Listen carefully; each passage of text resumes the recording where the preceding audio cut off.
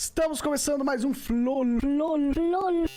Como? O Xandão. Foda, segurar o microfone aqui assim, é um negócio meio esquisito, né? Mas fazer o quê, né? Pô, em 3 meses, tu virou tipo... Porra!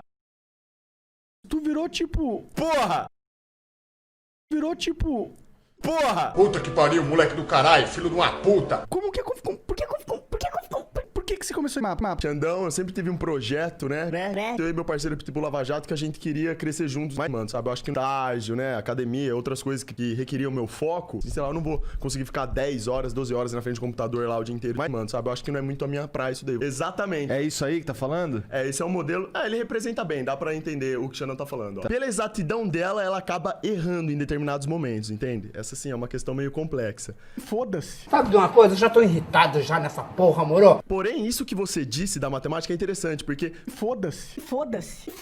Vai tomar no seu cu, seu filho da puta. Vai se fuder. Sabe daqui, meu. Sabe daqui, playboy, filho da puta.